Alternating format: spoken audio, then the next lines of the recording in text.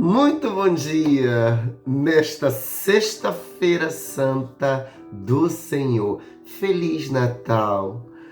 Um dia extremamente na consciência de que a plenitude dos tempos foi justamente quando o Deus invisível se torna visível, se torna material. E agora nós sabemos qual é a forma de Deus.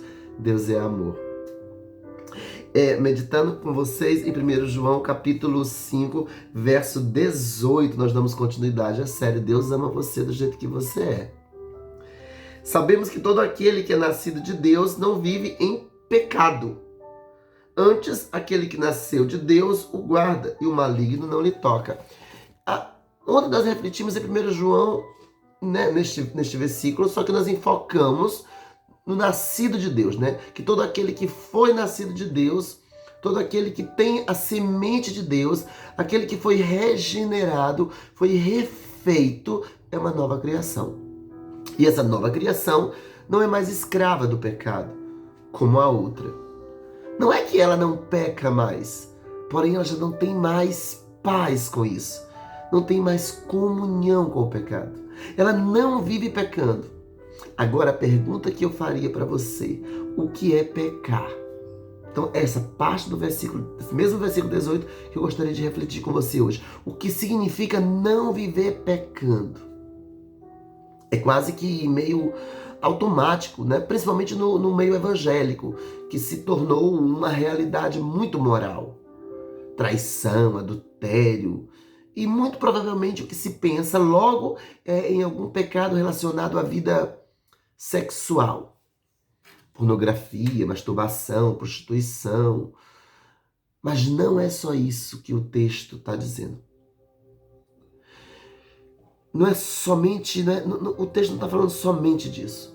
Veja que no versículo 17 está graciosamente escrito: toda injustiça é pecado. Toda injustiça é pecado. Percebe o texto? Que ele vai dizer isso e o apóstolo Paulo ele diz em Romanos que quem sabe que deve fazer o bem e não faz, peca. Ele também diz que quem faz qualquer coisa que não seja proveniente da fé, peca. Amados, a gente muitas vezes peca orando, não é? Porque toda oração sem fé, né? A Bíblia diz que tudo que fizemos sem fé é pecado. O John Bunyan, autor do Peregrino, inclusive até indico esse livro para vocês, ele diz que a melhor oração que ele já fez tinha pecado suficiente para condenar a humanidade inteira. Então, o que é esse pecar aqui? Né? O que é esse não viver pecando? No grego, há duas palavras para pecado. Existe a palavra hamartia e a palavra paraptoma. O teólogo Agostinho foi o primeiro a usar o termo pecado original e pecados originantes. Sabe,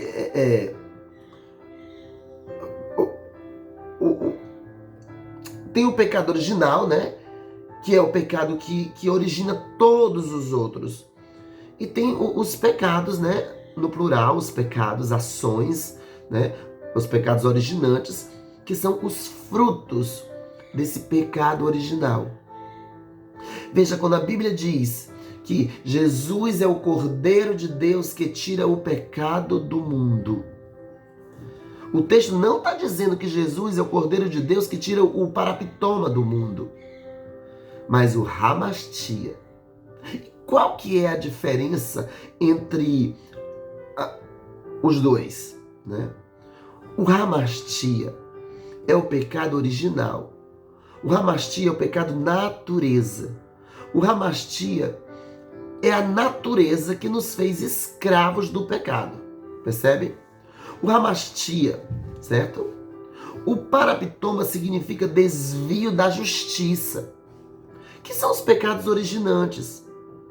Então João Batista, quando ele diz que Jesus é o Cordeiro de Deus que tira o pecado do mundo, ele não está dizendo que Jesus é o Cordeiro de Deus que tira o parapitoma do mundo. Ele está dizendo que Jesus é o Cordeiro de Deus que tira o hamartia do mundo. Deu para entender, meu amado? Esse pecado que éramos por natureza merecedores da ira de Deus é o pecado que nos condena ao inferno.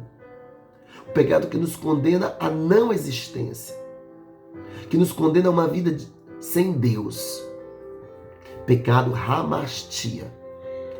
Graças a Deus por nosso Senhor Jesus Cristo, que tira o hamartia do mundo. Por isso, nesse momento, a mensagem que nós temos para a humanidade não é mais, olha, você precisa resolver seu pecado para Deus aceitar você. Não. A mensagem que nós temos para a humanidade é de reconciliação. Porque Deus estava em Cristo reconciliando o mundo. Reconciliando o mundo inteiro. Resolvendo o quê? Resolvendo o hamartia, que é o pecado que separa. É o pecado natureza.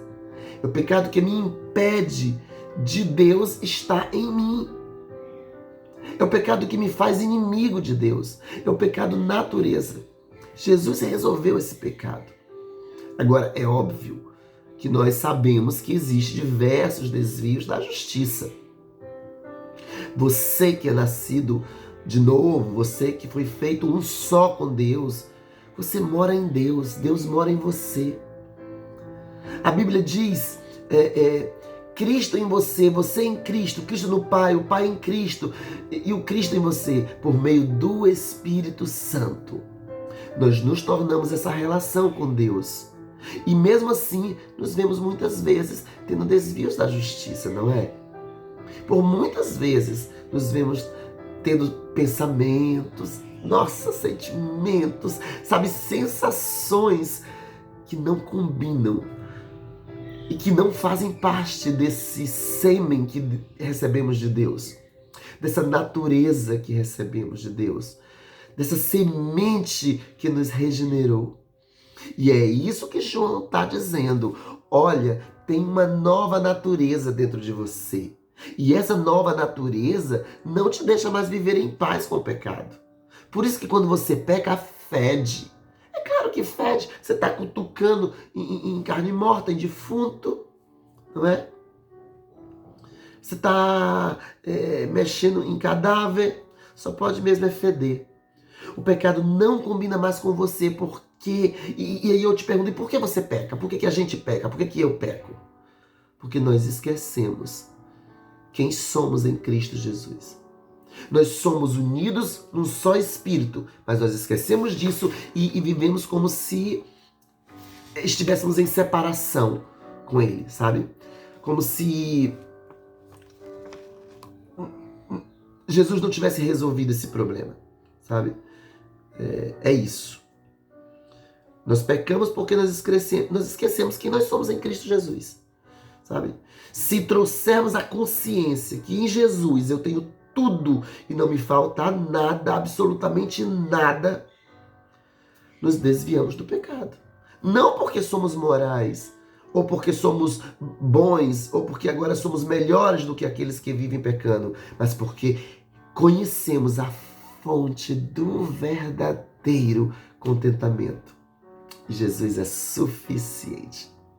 Um feliz 25 de dezembro, na suficiência do menino, do Deus que se fez menino e um filho se nos deu. O Deus Todo-Poderoso, onipresente, se torna servo de todos.